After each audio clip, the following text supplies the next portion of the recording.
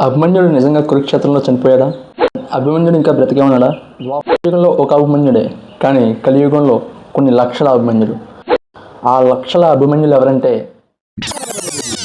మహాభారతం ప్రకారం కురుక్షేత్ర యుద్ధంలో పద్మవ్యూహాన్ని ఛేదించడం తెలిసి బయటికి రావడం తెలియక అభిమన్యుడు చనిపోయాడని అందరూ అనుకుంటున్నారు. కానీ అభిమన్యుడు చనిపోవడం వెనుక ఇంకొక రహస్యం ఉంది. అదేమిటంటే, అభిమన్యుడు పద్మవ్యూహంలోకి వెళ్ళడమే తెలుసు రాదని తెలిసినా కూడా తన పెదనాన్నలు తన బాబాయిలు తన వెంట ఉన్నారని నమ్మి పద్మవ్యూహంలోకి ధైర్యంగా దూకేస్తాడు. అలా దూకిన తర్వాత వెనక్కి తిరిగి చూస్తే తన పెదనాన్నలు కానీ తన బాబాయిలు కానీ ఎవరు ఉండరు. అయినా కూడా ఈ నిరాశ పడకుండా పద్మవ్యూహంలో ఒక్కడే కొన్ని వందల మందితో యుద్ధం చేస్తూ ఉంటాడు.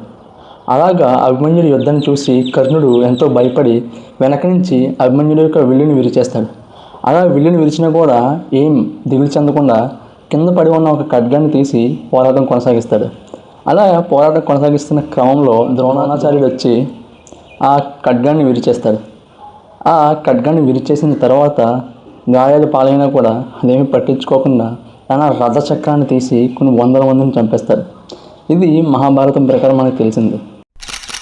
ఈ కలియుగంలో కూడా అభిమన్యుడు ఇంకా బ్రతికే ఉన్నాడు. ఆ అభిమన్యులు ఎవరని మీరు అనుకుంటున్నారా? ఆ అభిమన్యులే government job aspirants. Government job preparation అనేది ఒక పద్మవ్యూహం లాంటిదని తెలిసినా కూడా నా పెదనాన్నలు, నా బాబాయిలు, నా మిత్రులు, నా సోదరులు నాకు తోడున్నారని చెప్పేసి ఎంతో ధైర్యంగా గవర్నమెంట్ జాబ్ ప్రిపరేషన్ నుంచి దూకేస్తారు. అలాగా వెళ్ళేంత వరకు మేము సపోర్ట్ చేస్తామని చెప్పి వెళ్ళిన తర్వాత ఒక్కరు కనిపించకపోయినా సైనా నిరాశపడరు. అయినా కూడా తను ఎంతో ధైర్యంగా రోజుకి 10 నుంచి 14 గంటలు చదువుకుంటూ అంత ధైర్యంగా ముందుకు తీసుకెళ్తూ ఉంటాడు. ఆ తర్వాత ప్రిలిమ్స్ ఎగ్జామ్ రాస్తే చాలామంది ఆ ప్రిలిమ్స్ ఎగ్జామ్లో పాస్ అవ్వరు. కర్ణుడు అభిమన్యుడు విల్లుని విరిచేసినప్పుడు ఖడ్గాన్ని తీసుకున్నట్టు వీళ్ళు ఆ ప్రిలిమ్స్ ఎగ్జామ్ అవ్వకపోయినా మళ్ళీ నెక్స్ట్ ఎగ్జామ్ కోసం మళ్ళీ కొత్తగా ప్రిపేర్ అవుతూ ఉంటారు. అలా ప్రిపేర్ అవుతుండగా నెక్స్ట్ ఎగ్జామ్లో ప్రిలిమ్స్ అవుతుంది. మెయిన్స్ కోసం ఆ రోజుకి 16 గంటలు చదువుతూ ఉంటారు. అలాగే ఎంతో కష్టపడి అహర్నిశలు శ్రమించి చదివిన మెయిన్స్ ఎగ్జామ్ 1 లేదా 2 మార్కుల్లో మెయిన్స్ క్వాలిఫై అవ్వలేకపోతారు. తర్వాత నేను ఇంకా ప్రిపేర్ అవుదాం, 1 మార్కులోనే పోయింది కదా, నెక్స్ట్ నోటిఫికేషన్ కోసం ప్రిపేర్ అవుదాం అన్న టైంలో ఒక ఫోన్ వస్తుంది. ఇంట్లో పరిస్థితి ఏం బాగోలేదు, నువ్వు వచ్చేయాలి ఖచ్చితంగా, కొంచెం వచ్చి ఇక్కడ ఏదో ఒక చిన్న జాబ్ చూసుకొని.